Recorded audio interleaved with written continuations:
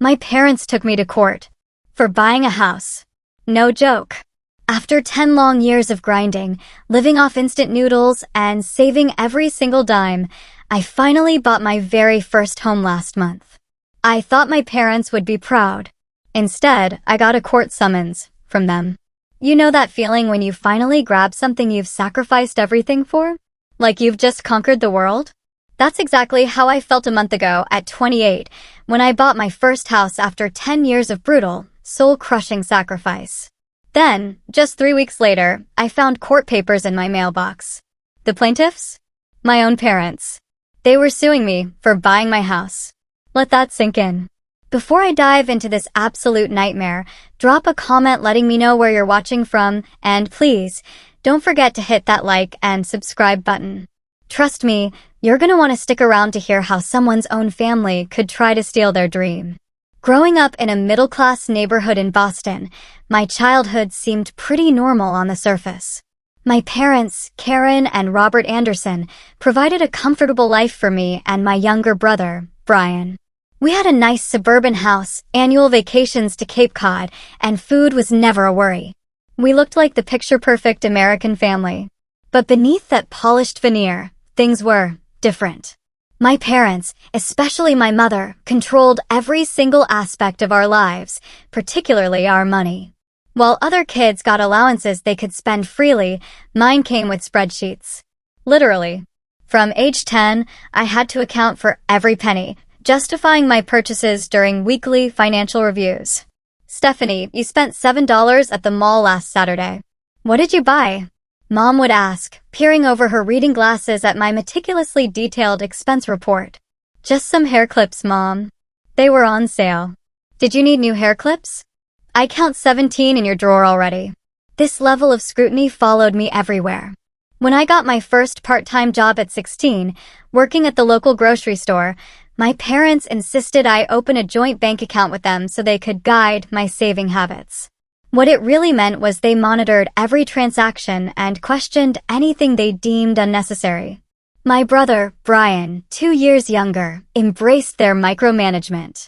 He became their perfect financial protege, often reporting my suspicious spending like some kind of hall monitor. Then, when I was 17, I found out my mother had been opening my mail, including college scholarship offers and financial aid information. The confrontation that followed revealed their true intentions. College is an unnecessary expense, she declared. You can live at home, go to community college, and contribute to the family fund instead. The family fund. My parents had mentioned this collective pot with increasing frequency. Apparently, every Anderson was expected to contribute a significant portion of their income to it, a pot my parents controlled. Its purpose? Conveniently vague, but the expectation was crystal clear.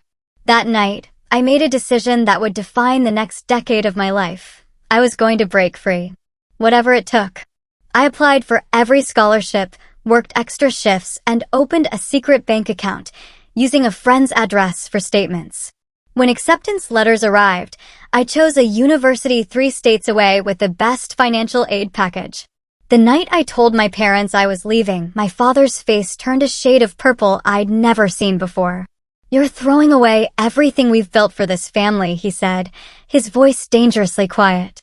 If you walk out that door, don't expect our support. Brian watched from the staircase, a mixture of shock and disapproval on his face. How could you be so selfish? He asked later that night. They just want what's best for us. But I knew better. The next morning, I left for college with 2 suitcases and barely enough money for my first semester's books. What followed were 4 years of extreme financial hardship. I juggled full-time classes with 2 part-time jobs. I lived on the cheapest meal plan, scrounging for extra food at campus events. I never went home for holidays, working instead to earn time-and-a-half pay. My parents' prediction that I'd come crawling back never materialized. Instead, I graduated with honors, a mountain of student debt, and a fierce determination to build my own financial independence, completely on my own terms. The cost was high. By graduation day, I hadn't spoken to my parents in nearly 3 years. Brian attended my graduation, but spent most of the time trying to negotiate a reconciliation that always came with the same stipulation. I needed to recognize my financial obligation to the family. I refused. As I moved into post-college life, I carried both the burden of being financially alone and the unwavering determination that one day I would have something truly mine. Something no one could control, monitor, or take away. Little did I know, that dream would eventually lead to facing my own family in court. After graduation, I landed an entry-level position at a marketing firm in Philadelphia. $32,000. Not terrible, but hardly enough to live comfortably in a major city, especially with $45,000 in student loans hanging over my head. But I had a plan, one that required extraordinary discipline and sacrifice. I rented a tiny room in a rundown house with 3 other roommates. My space was barely 9 by 7 feet, essentially a converted walk-in closet, but it only cost $400 a month, utilities included. The communal bathroom was always dirty. The kitchen perpetually smelled like burned curry. Privacy was non-existent. But it was cheap. And cheap was what I needed. My daily routine was brutal. I woke at 5:30 a.m. to commute using the cheapest public transportation, often walking several miles to save on bus fare. My primary job ran from 8:30 to 5:30. But instead of heading home, I'd work at a local coffee shop from 6 to 10 p.m., 3 nights a week. Weekends weren't for relaxation. They were for my retail job at a clothing store, another 16 hours. "You're going to burn yourself out," warned my roommate Tasha, who often came home to find me asleep on my laptop. Life isn't just about saving money. But for me it was. Every dollar was meticulously accounted for. My budget was a masterpiece of financial restriction. $400 for rent, $25 for phone, $160 for transportation, $120 for groceries. Student loans, $380. Health insurance, $180. Internet, $15. Miscellaneous necessities, $50. That left approximately $850 each month to save, which I automatically transferred to a high-interest savings account the moment my paycheck hit. I never checked the balance. The temptation to spend would be too great. I just trusted the math and kept going. My meals were a rotating selection of the cheapest options: oatmeal for breakfast, peanut butter sandwich, and an apple for lunch, rice with beans or eggs, or instant ramen dressed up with frozen vegetables for dinner. Once a month, I allowed myself a $10 takeout meal as a reward. Social invitations became a source of anxiety. When colleagues invited me for happy hour or friends wanted to go to concerts, I became the queen of excuses. "Sorry, I've got a deadline for my freelance client," I'd say. Or, "I'm picking up an extra shift that night." The truth that I couldn't justify spending $15 on a single cocktail when that money could go toward my house fund seemed too difficult to explain. Over time, the invitations dwindled, and my social circle shrank to a handful of understanding friends who were okay with our hangouts being home movie nights where everyone brought their own snacks. My wardrobe consisted of 7 rotating outfits, all from thrift stores. I cut my own hair. I never took vacations. My one luxury was a $10 monthly streaming service I shared with roommates. 3 years in, I got a promotion, bumping my salary to $42,000.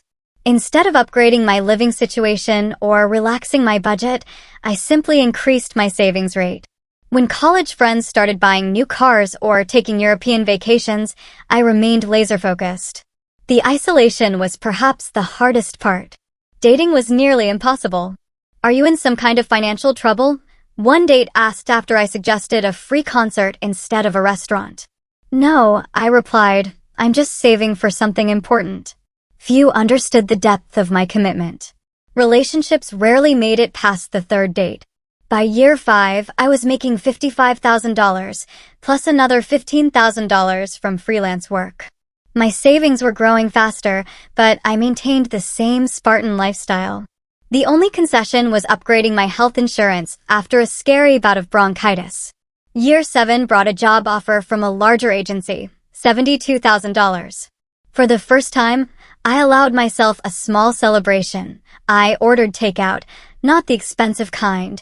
Old habits die hard, and ate it while sitting on my bed, calculating how this boost would accelerate my timeline. By the end of year 8, I was in a management position, earning $85,000 plus $20,000 from freelance. My living situation improved slightly, a small studio apartment for $750 a month. But otherwise, my lifestyle was largely unchanged. I still tracked every penny, rarely socialized, and wore the same clothes until they wore out.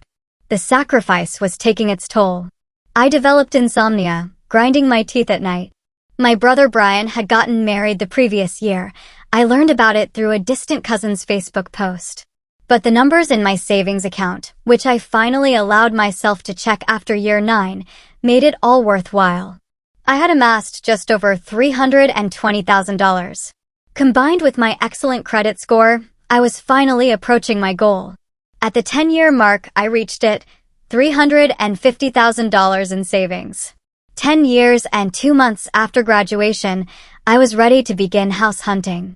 The decade of sacrifice was about to pay off. With my savings goal achieved, I allowed myself exactly one night to celebrate. I bought a bottle of champagne, not the expensive kind, and sat on the floor of my studio apartment, making a list of neighborhoods. For the first time in a decade, the tight knot in my chest began to loosen. The next morning, I began researching realtors. I chose Jessica Taylor, a straight-talking woman in her 40s. "Most people come to me with champagne dreams and beer budgets," she said during our first meeting. "You're the opposite. Got a solid budget, but very modest expectations. We'll find you something perfect." Jessica was honest, but encouraging. With my budget, I could afford a decent home in several developing Philadelphia neighborhoods. "It won't be luxury," she said, "but it will be yours." "I don't need luxury," I explained. "I need solid construction, reasonable utility costs, and no major repairs needed in the next 5 years. After a decade of saving, I wasn't about to sink my funds into a money pit. House hunting was exhilarating and exhausting. Over 2 months, I viewed 37 properties. Some were immediate no-goes: water damage, outdated electrical, too far from public transportation. Others were tempting but not right: a charming row house with original hardwood floors, but plumbing that made Jessica wince, a spacious colonial with a beautiful yard, but in a flood zone. "This is normal," Jessica assured me. "Finding the right house is like dating. You have to kiss a lot of frogs." Then, on a rainy Tuesday, we visited a modest 3-bedroom house in a neighborhood on the upswing. It wasn't perfect. The kitchen needed updating, the backyard was small, and the previous owners had chosen questionable paint colors. But the bones were good. The roof was only 5 years old, the furnace recently replaced, and it was a 15-minute walk to the train. As I walked through the rooms, I could envision what they could become with some paint and simple renovations I could do myself. The asking price was $290,000, comfortably within my budget. "I want to make an offer," I told Jessica. "Are you sure?" "We still have 5 more houses to see," she reminded me. I nodded. "This one feels right." We submitted an offer of $275,000. The next morning, the seller countered with $285,000.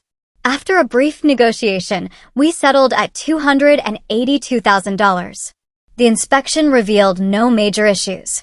The mortgage approval process was smooth, thanks to my exceptional credit and substantial down payment. I opted for a 15-year fixed-rate mortgage rather than the standard 30-year, another way to save money in the long run. The weeks leading up to closing were filled with paperwork and phone calls and a growing sense of anticipation. I allowed myself to browse second-hand furniture websites during lunch, planning how I would gradually furnish my new home without breaking my budget. Finally, closing day arrived. I sat at a table surrounded by strangers, signing document after document until my hand cramped. When the seller's agent handed me the keys, I had to fight back tears. "Congratulations, homeowner," Jessica said, giving me a quick hug. "You did it." That evening, I drove to my new house. I spent the first night on an air mattress in the master bedroom, too excited to sleep. I made lists of small projects: painting, replacing fixtures, cleaning the basement. In the morning, I would buy cleaning supplies and begin making this house my home.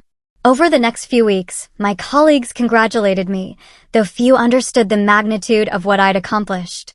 My closest friend, Alicia, helped me paint the living room and kitchen.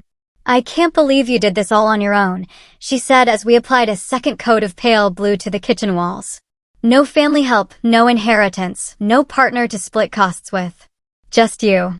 Her words filled me with pride, but they also triggered a realization I had been avoiding. I still hadn't told my family about the house. Despite our estrangement, some part of me had always hoped that achieving this milestone might bridge the gap between us. Perhaps they would finally understand that my rejection of their financial control wasn't about rejecting them as family. After much deliberation, I decided to reach out. I composed a brief email to my parents with my new address and a photo of the house, adding that they were welcome to visit. To Brian, I sent a similar message with a bit more personal information, hoping he might serve as an intermediary. Their responses would shatter any hope of reconciliation and set in motion events I could never have anticipated. 3 days after sending those emails, my phone rang. Brian's number. It was the first time we'd spoken in over 2 years, and my heart raced. "Brian, it's so good to, what the hell do you think you're doing?" His voice was cold, controlled anger vibrating through each syllable. "Why? What? You bought a house. With what money, Stephanie?" The question confused me. "With my money. I've been saving for 10 years. Brian's laugh was bitter. "Right.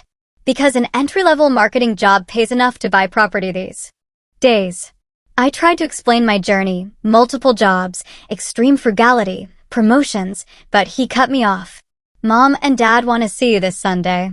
Family dinner at 6. He hung up before I could respond. That Sunday, I drove the 2 hours to my parents' house with a knot in my stomach. The house looked exactly as I remembered it. The same neat hedges, the same beige siding, the same ceramic welcome sign my mother had painted years ago. My father opened the door before I could knock. He'd aged. More gray in his hair, deeper lines around his mouth. "Stephanie." No hug, no smile, just my name as he stepped aside.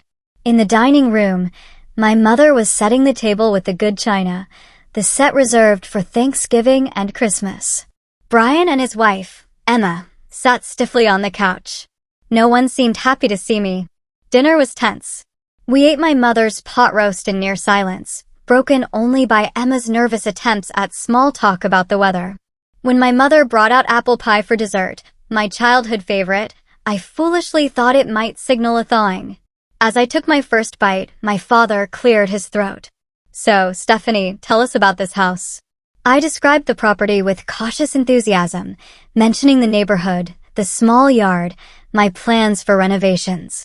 "And how much did this house cost?" my mother asked, her fork poised halfway to her mouth. $282,000, I answered honestly. "That's quite a sum," my father said. "And you managed to save this all by yourself?" "With no help." "Yes. I've been working multiple jobs and living extremely frugally.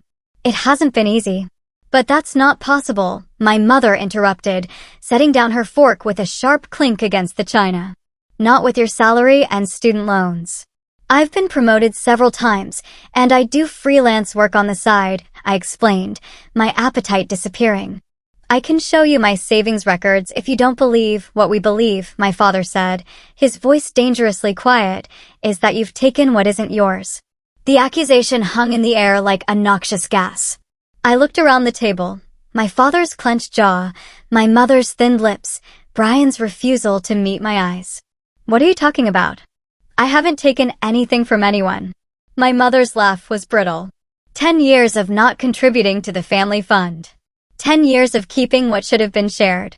And now you flaunt your selfishness by buying property. I struggled to comprehend. "The family fund? But I haven't lived at home or received any financial support from you since I left for college." "That's not how family works, Stephanie," my father said. "Everyone contributes. Everyone benefits. Your brother has been contributing 30% of his income since he started working. That fund was meant for all of our futures, including yours, eventually. But you never told me what the money was for." I protested. And I've been supporting myself entirely. Which was your choice, my mother snapped. But the obligation remains. We calculate you owe approximately $95,000 to the family fund based on what your income should have been these past 10 years. I nearly choked. You expect me to give you $95,000 for what? For your family. Brian finally spoke, looking up with disappointment etched across his face. Emma and I have delayed having children because we're contributing responsibly. We've put off buying our own home. Meanwhile, you've been hoarding money for yourself. That's not fair, I said, my voice rising. I worked 3 jobs at times. I lived in a closet-sized room with 3 roommates. I ate ramen noodles for years to save this money. And now you'll make it right, my father said firmly. You'll sell the house, contribute what you owe to the family fund, and we can put this unpleasantness behind us. I stood up so quickly my chair tipped over backward. I will not sell my house. That money is mine. I earned every penny through sacrifice you can't even imagine. My mother's face hardened. Then you leave us no choice. 2 weeks later, a courier delivered legal papers to my new home. My parents were suing me for $95,000, claiming I had misappropriated family resources and breached family financial agreements. They were demanding that the court place a lien on my new house until I paid what they claimed I owed. I sat on my newly purchased secondhand couch, legal documents trembling in my hands as the full weight of their betrayal crashed over me. The family I had hoped to reconnect with wasn't just rejecting me, they were trying to take from me the one thing I had worked a decade to achieve. The morning after receiving the lawsuit, I called in sick to work for the first time in my professional life. I spent hours researching online, trying to understand how my parents could possibly have legal grounds to sue me for money I had earned myself. The concepts I encountered, constructive trusts, implied contracts, familial financial obligations, left me increasingly panicked. Could they really take my house? Could a decade of sacrifice be erased by some obscure legal principle I'd never heard of? By noon, I knew I needed professional help. I couldn't afford an expensive attorney, but I couldn't afford to lose my house either. After calling 8 law firms, I found Michael Rivera, a family law attorney, who offered a free initial consultation. This is unusual, Michael said, reviewing the lawsuit documents in his modest, cluttered but organized office later that day. Is it even legal? I asked. They haven't given me any money since I was 18. How can they claim I owe them anything? Michael leaned back in his chair. They're claiming something called a constructive trust, essentially arguing that there was an implied agreement that you would contribute to this family fund. They're saying your ability to save money was only possible because of the advantages they gave you, raising you, educating you, instilling financial discipline. But that's what parents are supposed to do. I protested. I agree. But family law can get complicated. The good news is their case seems primarily built on emotional appeals rather than solid legal ground. The bad news is defending yourself won't be cheap or quick. Michael's retainer was $350, money I had earmarked for painting the exterior of my house. I wrote the check with a shaking hand, the first major unplanned expense in over a decade. Over the next few weeks, Michael helped me prepare my defense. We gathered every financial record I had, bank statements, pay stubs, tax returns, documenting my income and savings for 10 years. I contacted former roommates who could testify to my frugal lifestyle, employers who could verify my jobs, even the college financial aid office for records showing I had received no parental support. Meanwhile, the lawsuit was taking an emotional toll. I had trouble sleeping, often waking in a cold sweat from nightmares where I was homeless again. I lost weight, my clothes hanging loosely on my already slim frame. Coworkers noticed my distraction, but I couldn't bring myself to explain that my own parents were trying to take my house. 6 weeks after receiving the lawsuit, we had our first court appearance, a preliminary hearing. Walking into the courthouse, I spotted my parents and Brian on a bench. My mother wore her church clothes, a conservative blue dress and pearls. My father wore his only suit. They looked like respectable, concerned parents, exactly the image they wanted to project. They didn't acknowledge me as I passed. Inside the courtroom, their attorney, James Wilson was an imposing man in his 60s, perfectly tailored, with an air of absolute confidence. As he spoke to the judge, he painted a picture of parents who had sacrificed everything for their children, only to have one child selfishly refuse to participate in the family's financial collective. The Andersons created a family fund that all members contribute to, Your Honor, Wilson explained smoothly.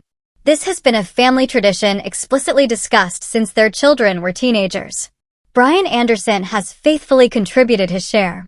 Stephanie Anderson not only refused to contribute, but has used family resources, including the financial education and support she received throughout her formative years, to secretly amass wealth for herself alone. The judge, an older woman named Judge Peterson, turned her sharp gaze to me. "And you're claiming there was no such agreement, Miss Anderson?" Michael stood. "Your Honor, my client acknowledges that her parents mentioned a family fund, but there was never any agreement that she would contribute. More importantly, she has been financially independent since age 18, receiving no support from her parents during college or beyond. The money she saved was earned entirely through her own hard work, often working 3 jobs simultaneously while living in substandard housing to maximize her savings." The judge reviewed our submitted documents. "You claim to have saved $350,000 for a house down payment while working entry-level jobs?" "Yes, Your Honor," I replied, finding my voice. "I can document every dollar I earned and saved over the past decade." "Impressive, if true," she mused, before turning back to my parents' attorney. "Mr. Wilson, what evidence do you have of this alleged agreement beyond the family's verbal claim?" Wilson presented several exhibits: birthday cards I had sent years ago mentioning being family-minded, a high school essay I'd written about financial responsibility, family photos showing what he called a close-knit unit with shared values. It seemed flimsy to me, but Judge Peterson took it all in without revealing her thoughts. "This case requires more detailed examination," she finally said. "I'm scheduling a full hearing for next month. In the meantime, no liens will be placed on Miss Anderson's property, but she is ordered not to sell or refinance until this matter is resolved." As we left the courtroom, I felt a momentary relief that my house wasn't immediately at risk. But the battle was far from over. "Round 1 to us," Michael said quietly. "But they're going to come back stronger. They'll likely try to depose some of your friends, colleagues, maybe even your college roommates, looking for any statement you might have made about family financial obligations." The next few weeks were a blur of preparations. I took unpaid time off work to help Michael, further straining my now limited finances. We gathered additional documentation, letters from former employers praising my work ethic, statements from college financial aid officers confirming no parental support, even receipts showing my extreme frugality. My parents' attorneys sent intimidating requests for documents, everything from my childhood diaries to records of every conversation I'd ever had about the family fund. Michael assured me these were largely scare tactics and helped me respond only to legitimate legal requests. 2 days before the full hearing, I received a text from Brian. "It's not too late to settle this. Sell the house, contribute what you owe, and we can be a family again." I didn't respond. The morning of the hearing arrived with a knot of anxiety so tight in my stomach I couldn't eat. I dressed in the most professional outfit I owned, a navy blue dress from a consignment shop. The courtroom seemed more crowded. My parents had brought several family friends as character witnesses: my Aunt Martha, Pastor Collins from their church, the Wilsons, longtime neighbors.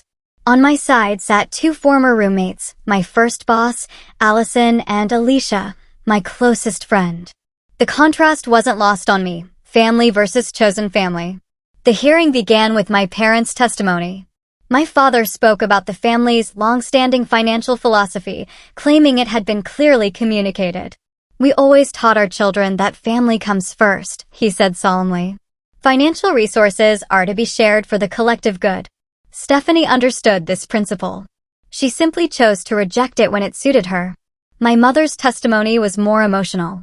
She described sacrifices they had made for my education, the financial wisdom they had tried to impart, and her heartbreak at my betrayal. "We only want what's fair," she said. dabbing at her eyes with a tissue. Brian and Emma have delayed starting their family to meet their obligations. Stephanie needs to do the same. Their attorney presented enlarged photographs of family dinners, holiday gatherings, and my high school graduation, attempting to establish the image of a close, conventional family with shared values. He introduced financial records showing Brian's regular contributions to the family fund, contrasting them with my absence of contributions. When it was our turn, Michael started with a straightforward question to my mother. Mrs. Anderson, you claim that Stephanie has an obligation to contribute to the family fund based on benefits she received growing up. Is that correct? Yes, of course. And would you say providing food, shelter, education, and guidance are things parents are legally obligated to provide for their children? My mother shifted uncomfortably.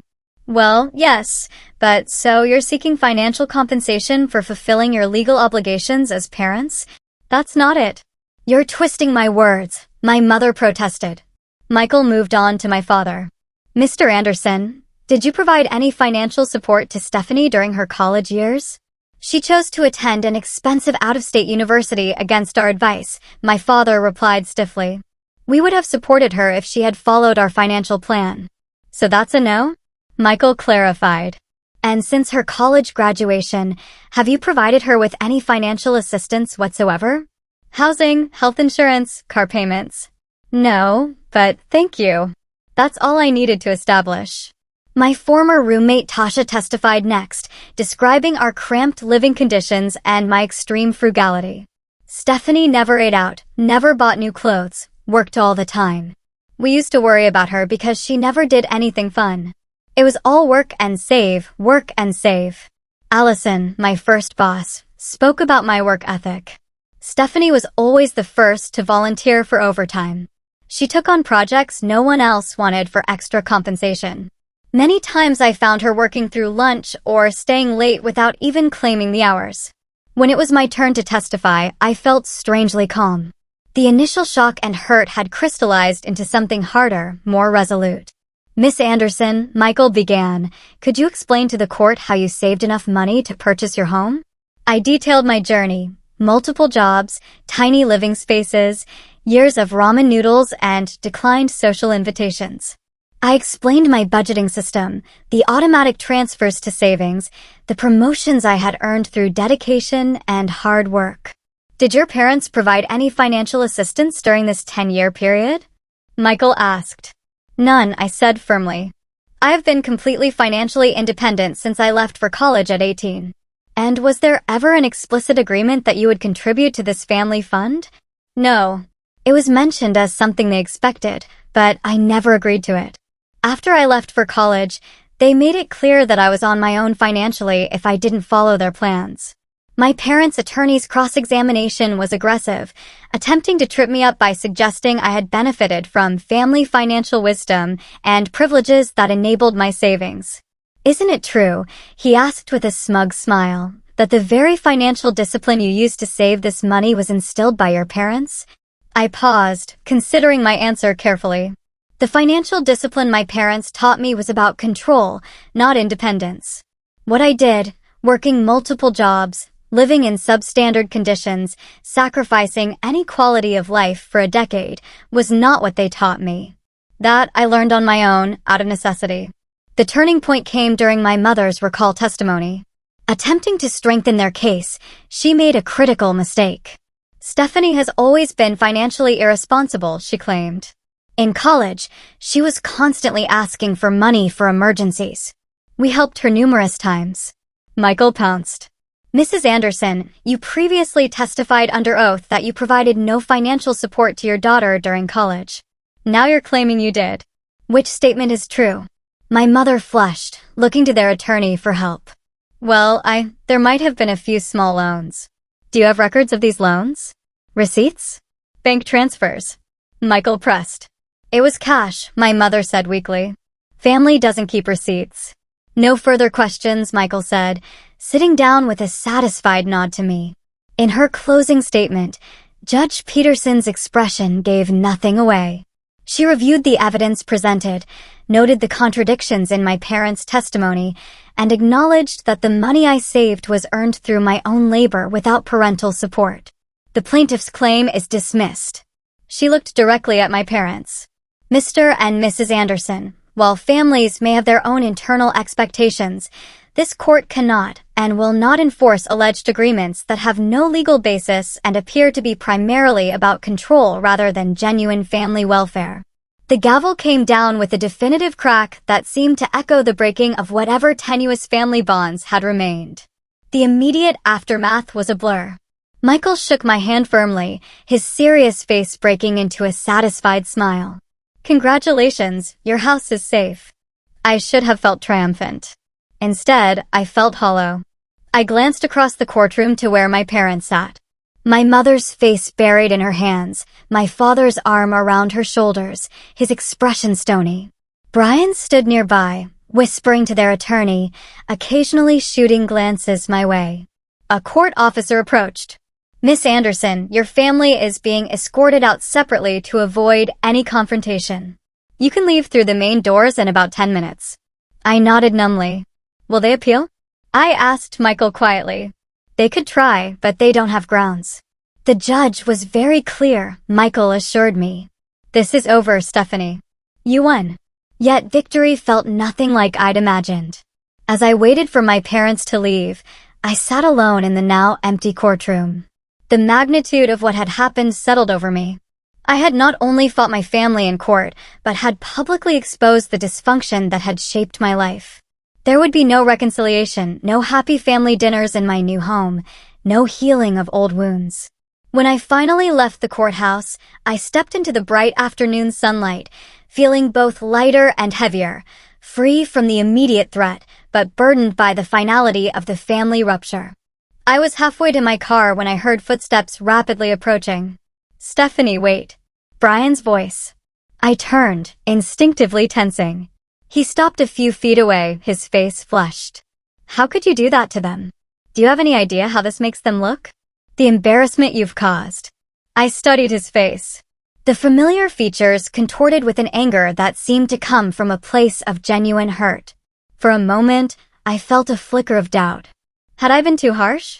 Too uncompromising? Then I remembered the past decade of sacrifice, the lonely holidays, the meals skipped to save a few dollars, the nights spent working until exhaustion while my peers built careers, relationships, lives, all leading to this moment when my own parents tried to take it all away through legal manipulation. How could I? I repeated, my voice surprisingly steady. How could they sue their own daughter for money she earned herself? How could you support them in this? It was never about the money, Brian insisted, lowering his voice as a couple walked past us. It's about family loyalty, about putting the collective good above individual desires. "No, Brian," I said, "it's about control. It always has been." He ran a hand through his hair, a gesture so familiar it made my heart ache despite everything. "You've always been selfish, always thinking just about yourself. Is that what you don't understand?" "I understand perfectly," I interrupted. "I understand that Mom and Dad have convinced you that family means surrendering your autonomy. That love is conditional on compliance. That's not family, Brian. That's control." His face hardened. "You think you're so much smarter than everyone else? So independent. But when you're alone in that house you bought with your precious money, who will be there for you? Who will care?" The question hit its mark, probing the fear that had haunted me through years of solitary saving. But I had an answer now. "People who love me without conditions," I said quietly. "Friends who support my dreams instead of trying to own them. That's the family I've built while you were busy being the perfect son." Brian stepped back as if I'd physically pushed him. "They're right about you. You're not just selfish, you're cruel." "I'm sorry you feel that way," I said, and I meant it. "My door is always open if you ever want to have a relationship that isn't defined by Mom and Dad's rules, but I won't apologize for building a life on my own terms." He turned away without another word, walking quickly toward the parking lot where our parents presumably waited. I watched him go, the last fragile thread connecting me to my biological family severing with each step he took. That evening, I sat on the floor of my living room, surrounded by the sparse furnishings I had carefully selected for my home. The victory felt both profound and painful. I had defended my right to the fruits of my labor, but at the cost of any hope for family reconciliation. I reached for my phone and called Alicia. "It's over," I told her when she answered. "I won." "That's amazing," she exclaimed. "We should celebrate." "I'll bring champagne, the good kind this time." I found myself smiling despite everything. "Could you also bring those friends you mentioned? The ones who are good at painting." I think it's time I finally finished making this house a home. 2 hours later, my empty living room was filled with Alicia and 4 of her friends, all armed with paintbrushes, pizza, and genuine congratulations. As we worked on painting the hallway, that soft green the first had carefully selected. Months ago, I realized something important. Family isn't always here born to. Sometimes, it's who you choose and who chooses you back. The weeks following the court victory brought a strange mixture of peace and pain. With the legal threat removed, I could finally focus on truly settling into my home. I painted each room with colors I had meticulously researched for the perfect balance of calming and energizing. I scoured thrift stores and clearance sales for furniture that expressed my personal style rather than just meeting minimal functional needs. Slowly, my house began to feel like my home, a home earned through sacrifice and protected through determination. But the emotional aftermath of the court battle lingered. I would wake up in the middle of the night, heart racing from dreams where I was back in that courtroom, my parents' accusations echoing off the walls. I'd check my phone compulsively, part of me still hoping for a message from Brian that never came. Alicia noticed my struggle during one of our new weekly dinner nights. "You won the case, Steph, but you're still fighting something," she observed. "Have you thought about talking to someone?" Professionally, I mean. I had resisted the idea initially. Therapy seemed like an unnecessary expense after a decade of extreme frugality. But the persistent emptiness inside me couldn't be filled with new furniture or fresh paint. After researching affordable options, I found Dr. Jennifer Garcia, a therapist who offered sliding scale fees. Family estrangement is its own kind of grief, Dr. Garcia explained during our first session. You're mourning not just the relationship you had, but the relationship you wished you could have had. Over the next several months, our weekly sessions helped me process the complex emotions I had suppressed during my 10-year saving journey. I hadn't just been accumulating money, I'd been building a wall around my heart, protecting myself from the conditional love that had shaped my childhood. Your parents' attempt to control your finances wasn't really about money, Dr. Garcia suggested one afternoon. Money was just the tool they used to demand compliance and punish independence. Then why do I still feel guilty? I asked, like I've done something wrong by keeping what I earned? Because they programmed that response in you from childhood, she said gently. Questioning their authority, even as an adult, triggers that old guilt. That doesn't mean the guilt is justified. Alongside therapy, I slowly expanded my social circle. The friends who had stood by me during the court case became regular fixtures in my life. We started a monthly dinner club, rotating between our homes. I joined a community garden 3 blocks from my house, finding unexpected joy in growing my own vegetables. 6 months after the court case, I received an unexpected text from Brian. "Can we talk?" We met at a neutral coffee shop halfway between our homes. The conversation was awkward, stilted with unspoken hurt and lingering disagreements. But it was a start. "I'm not saying Mom and Dad were right," he said, staring into his coffee cup. "But I don't think you understand how your leaving affected them. Affected all of us." "I didn't leave the family, Brian," I replied carefully. "I left their control. There's a difference." He didn't agree, but he didn't argue either. We parted with a tentative plan to meet again the following month, a small bridge beginning to form over the chasm between us. My parents remained distant. Through Brian, I learned they had told extended family that I had legal troubles, but didn't specify the nature of the court case. The family narrative had been rewritten to preserve their image while casting me as the problematic child. It hurt, but with Dr. Garcia's help, I was learning to separate their perception from my reality. "You can't control their story about you," she reminded me. "You can only live your truth and let the results speak for themselves." And the results were speaking. A year after winning the court case, I received a significant promotion at work. The house I had fought so hard to keep was increasing in value as the neighborhood continued to develop. I had even started a small emergency fund for others in situations like mine, people escaping financially controlling relationships who needed temporary support. The most profound change, however, was internal. The anxious vigilance that had driven me through a decade of extreme saving had gradually softened. I learned to enjoy small pleasures without guilt, a meal at a nice restaurant to celebrate a work achievement, a weekend trip with friends to a nearby beach, flowers for my kitchen table just because they made me smile. Financial independence isn't just about having money, I realized during one therapy session. It's about having the freedom to use resources in alignment with your own values without seeking permission or approval. 18 months after the court case, Brian and his wife Emma had their first child, a daughter they named Lily. The birth announcement came with an invitation to meet my niece, one I accepted with both excitement and trepidation. In their modest apartment, holding the tiny bundle that was my niece, I felt a new chapter beginning. Brian and I had established careful boundaries around topics like money and our parents, creating a fragile but growing relationship independent of the family dynamics that had separated us.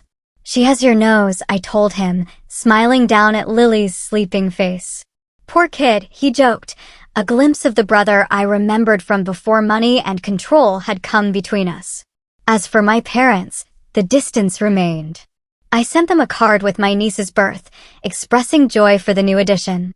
They didn't respond directly, but they didn't return it either, a minute crack in the wall between us that might someday allow for more light to pass through. 2 years after purchasing my house, I hosted a home anniversary party, inviting the friends who had become my chosen family. As we gathered in the backyard, where I had finally installed the garden I had dreamed about during those lean years, I looked around at the life I had built. Not just the physical house, but the community, the career, the sense of self that no one could take away. Alicia raised her glass for a toast. To Stephanie, who taught us all that home isn't just a place you buy, but a space you create through courage and perseverance. Later that evening, as the last guests departed, I sat alone on my porch swing, a birthday gift from my friends, and reflected on the journey that had brought me here. The decade of sacrifice, the painful family confrontation, the ongoing work of healing. The hardest lesson hadn't been how to save money or how to defend myself in court. It had been learning that sometimes, the people who should support you most are the ones you need to establish the firmest boundaries with. That true family is defined not by blood or obligation, but by respect and unconditional support. That independence, financial and emotional, isn't selfish, but necessary for authentic relationships. My house stood solid around me, sheltering not just my physical self, but the person I had become through adversity. A person who knew her worth, who understood the difference between sacrifice and surrender, who recognized that the most valuable thing she owned wasn't the property, but the freedom it represented. Have you ever had to stand up to family pressure to follow your own path? I'd love to hear your stories in the comments below. Remember that your dreams are worth fighting for, even when those closest to you don't understand. If this story resonated with you, please like, subscribe, and share it with someone who might need to hear that it's okay to create boundaries, even with family. Thank you for listening to my journey, and remember, sometimes the family we choose is the one that truly helps us grow.